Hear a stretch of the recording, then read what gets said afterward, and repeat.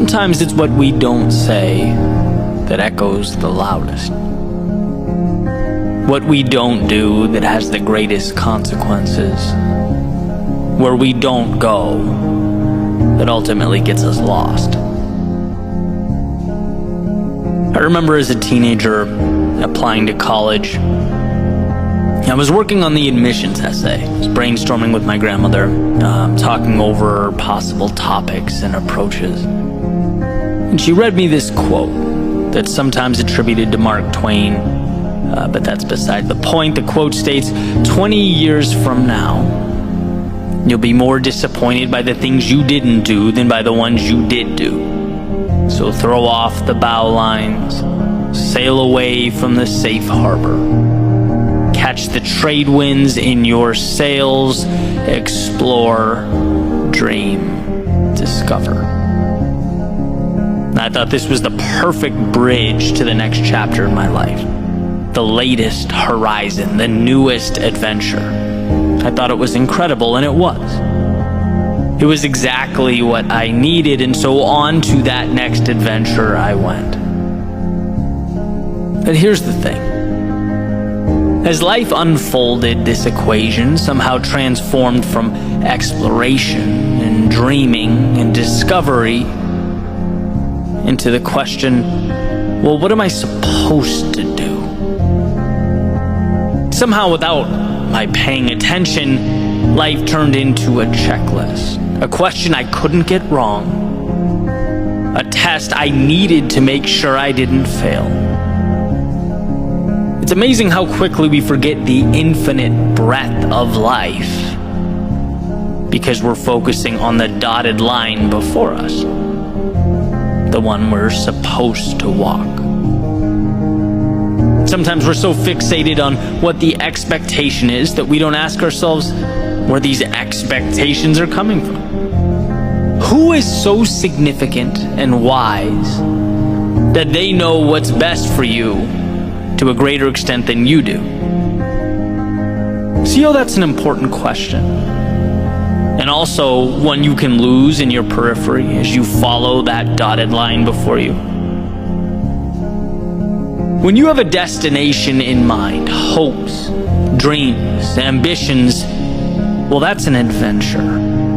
When someone else has a destination in mind for you, whether this authority is imaginary or not, that's obedience. And sometimes the greatest disservice we can do to ourselves is to not stop and think, to not stop and ask ourselves where we're going and why. Do you remember when you were a child and you got into trouble, right? Sometimes you get sent to your room. And for me, this was agony. When it was punishment, I wanted to be anywhere but confined within those walls. I hated being sent to my room. And then finally, the door would open. My parents would say, Eddie, you can come out now. I'd go outside, play basketball for a little bit, and then oftentimes I'd find myself right back in my room. Happy, playing with my toys, whatever I was doing, not a care in the world. And it's like, what changed? Nothing but the context. Same me, same room, same toys, same whatever I was doing. It was, however, no longer a punishment. And I think this realization is worth exploring. We may not realize, we may not even be able to articulate it, but I think we long for control over our lives. We long to walk our own path. And in this situation, the path led me right back to where I was. Sometimes, though, the path leads us in the opposite direction, far away to distant worlds. The end destination is not as important as the fact that we chose it.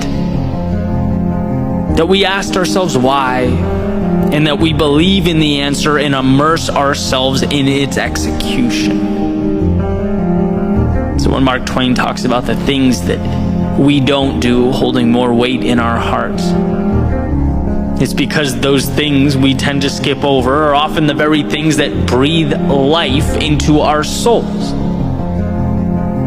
We'll go to school to get good grades, to get a 9 to 5, to get a promotion, to get a mortgage on a home, but the audacity to open that photography studio. The nerve to think you could rent a van and travel the country. The delusion to think you could start that routine that will get you in the physical shape you've always dreamed of. See, we're lucky and fortunate to have the things that we have. The quality of life we lead now far exceeds those that came before us. Life is convenient, incredibly convenient. But what is convenience if it comes at the expense of purpose, of meaning in life? Because that's what steers the ship. A crisis of meaning ultimately mitigates everything else. There is no exploration without meaning. And without exploration, tomorrow becomes a repetition of today, not an evolution of today. And what's incredible, truly incredible, is that our purpose can be rediscovered, our paths redefined. How? By having a long conversation with, you guessed it, yourself. By putting the phone in another room, by disconnecting the Wi-Fi and spending time with you. Something along the lines of, dear self, what matters to me in this world? Where am I going right now? Is where I'm going right now aligned with what matters to me in this world? And sometimes the answer is yes, sometimes no. Great, but what we have now is a foundation to work off of. An awareness that should be celebrated, that you created. It's so easy to walk through life and never have that conversation. It's so easy to sleepwalk to the tune of someone else's song, the beat of other people's drums. But when you open your eyes, you see the correlation between your thoughts and your actions and your reality.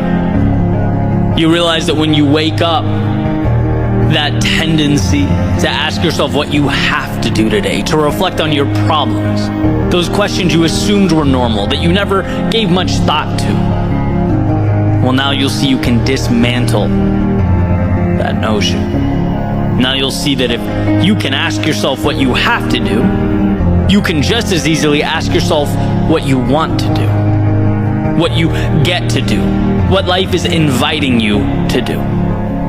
If you can reflect on your problems, you are just as capable of reflecting on the opportunity at your fingertips. If you can spend time dwelling on whether you're walking the obligatory dotted line that's been laid out in front of you, you're just as capable of redrawing that line and allowing it to pull you into a new dimension.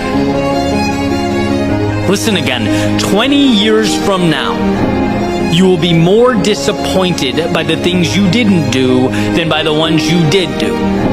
So throw off the bow lines. Sail away from the safe harbor. Catch the trade winds in your sails. Explore, dream, discover. Explore, but for you. Wander down those paths that have for so long piqued your curiosity. Try things you once felt like other people were entitled to, but you'd never given yourself permission. Be that for yourself, because no one will come up to you and randomly give you that green light. Dream, because without building your castles in the air, as Thoreau calls them, you live your entire life on the ground. You'll never hit targets that you don't create. And sure, there'll be a time that only you see the destination. Great, that's life, but with each step forward, as it becomes more real for you, it will make sense to others as well. Trust each step like it is in and of itself a miracle. And you'll find in time that that's exactly what each step was. And lastly, discover. Discover who you are, what you're capable of becoming. As Emerson said, to be yourself in a world that is constantly trying to make you something else is the greatest accomplishment. To forge your own path, build your own life, stay true to your own heart is courage. So sail away, because you have the ability. because you are strong enough, and because the story you're about to write doesn't continue on until you turn the page on today's chapter.